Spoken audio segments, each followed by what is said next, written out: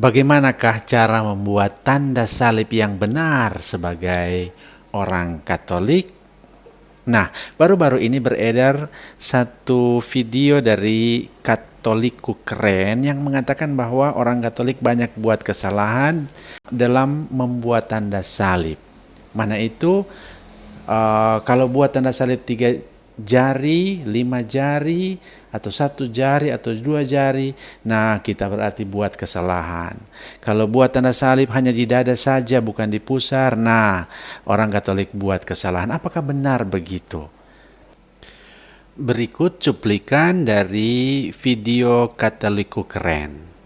Yang benar yaitu menggunakan 3 jari yang melambangkan Allah Tritunggal. 3 jari tersebut yaitu 3 jari yang berada di tengah-tengah. Kemudian kita membuat tanda salib.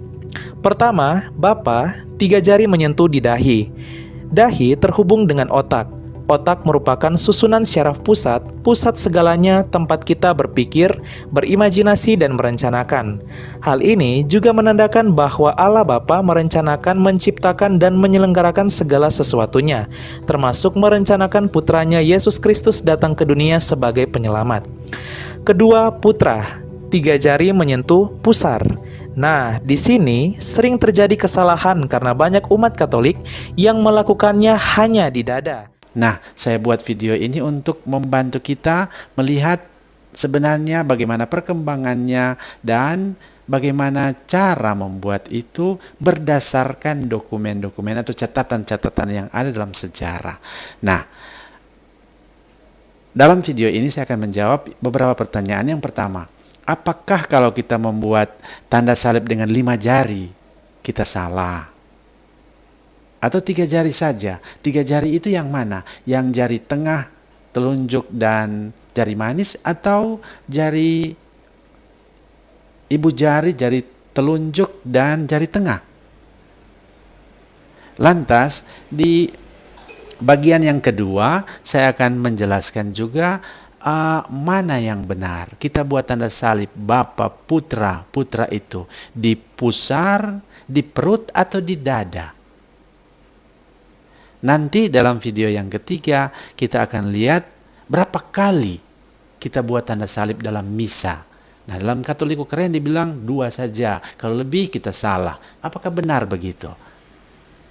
Lantas beberapa catatan lain yang kita akan lihat dasar-dasarnya dalam kitab suci. Apakah sudah ada tanda salib sejak perjanjian lama? Bagian yang keempat, lantas mujizat-mujizat yang terjadi dengan tanda salib. Mari kita ikuti video ini satu demi satu. Bagian yang pertama ini kita akan menjawab, apakah kita membuat tanda salib dengan 3 jari, dengan 5 jari, jari yang mana saja itu?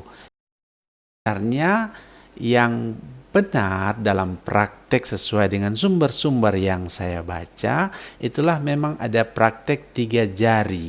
Tapi 3 jari yang melambangkan Tritunggal. Bapa, Putra, Roh Kudus. Mana itu Bapa? Itulah ibu jari. Putra itulah jari telunjuk. Dan Roh Kudus itulah jari tengah. Nah, praktek ini dipertahankan sampai sekarang dalam gereja Ortodoks.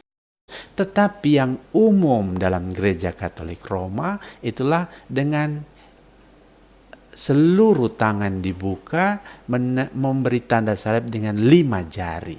Mengapa? Ini ditunjang dengan penampakan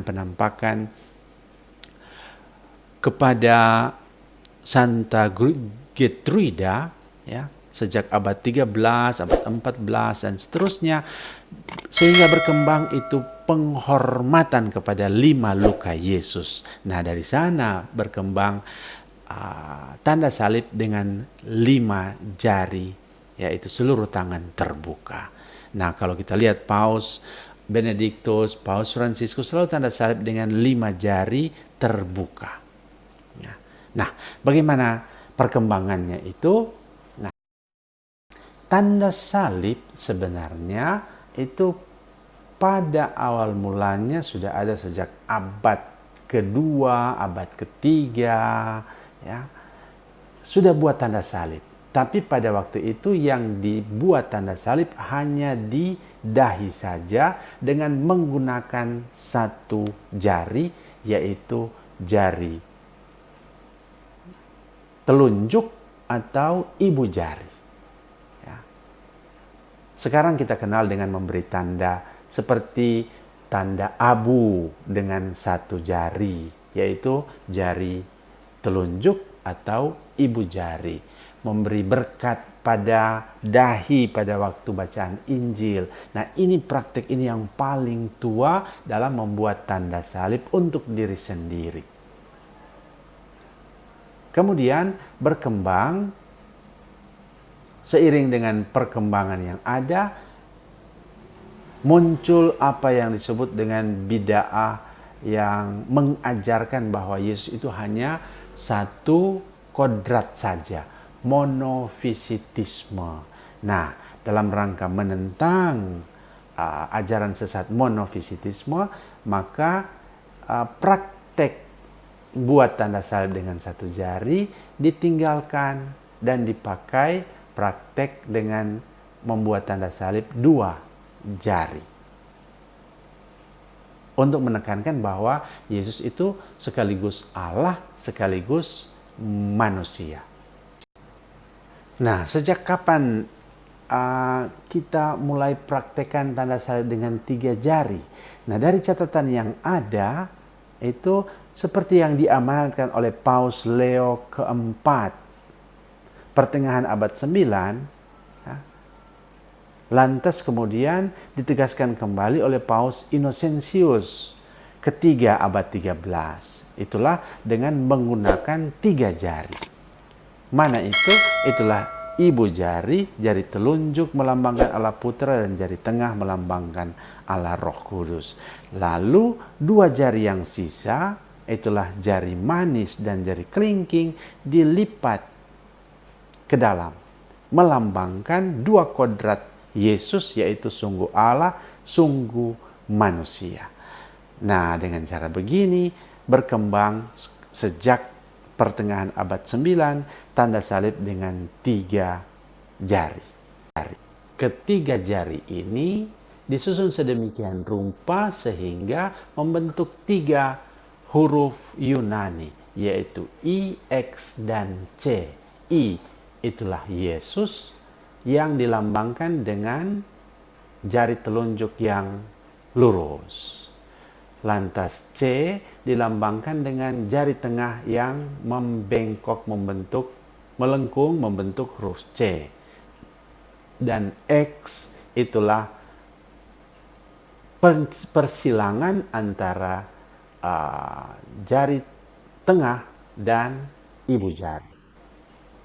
Dengan cara begitu, 3 ini membentuk Trinitas, tapi sekaligus menyatakan Yesus Kristus sebagai penebus. Kemudian,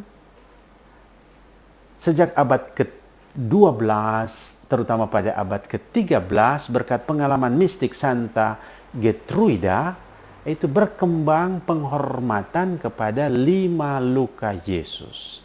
Dan dari sana berkembang pula tanda salib dengan 5 jari atau seluruh tangan dibuka dan 5 jari dipakai untuk tanda salib.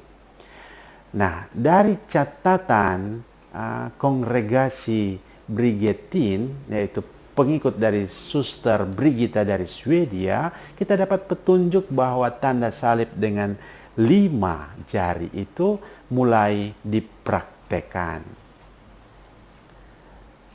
Di sana dalam catatan halaman 80 untuk para suster pengikut Santa Brigitta ini diberi petunjuk bahwa para suster untuk mengusir roh jahat maka mereka harus membuat tanda salib dengan tangan terbuka, 5 jari dirapatkan, lantas dari atas ke bawah, yaitu dari dahi turun ke dada, lalu dari kiri ke kanan.